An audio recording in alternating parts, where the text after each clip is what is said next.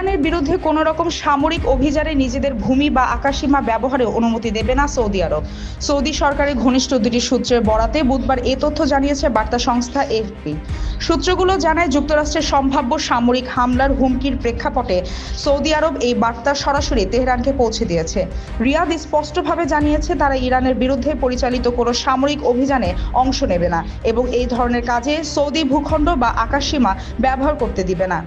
Saudi সামরিক বাহিনীর ঘনিষ্ঠ একটি সূত্র এএফপিকে জানায়, ইরানের বিরুদ্ধে কোনো পদক্ষেপে সৌদি আরব জড়িত থাকবে না। এই কথা তেহরানকে পরিষ্কারভাবে জানানো হয়েছে। সরকারের ঘনিষ্ঠ আরেকটি সূত্র এই তথ্য নিশ্চিত করেছে। এই অবস্থান এমন এক সময় জানানো হলো যখন ইরানের চলমান বিক্ষোভ দমনে সরকারের কঠোর অবস্থানের প্রতিক্রিয়ায় যুক্তরাষ্ট্র সামরিক হামলার হুমকি দিয়েছে। এর জবাবে ইরানও সতর্ক করেছে যে নতুন কোনো হামলা হলে তারা আশপাশের দেশ ও জলসীমায় থাকা যুক্তরাষ্ট্রের সামরিক ঘাঁটি ও নৌ পরিবহনের পাল্টা আঘাত হানতে পারে। বিশ্লেষকদের মতে, মধ্যপ্রাচ্যে চলমান উত্তেজনার প্রেক্ষাপটে সৌদি আরবের এই অবস্থান কূটনৈতিকভাবে গুরুত্বপূর্ণ।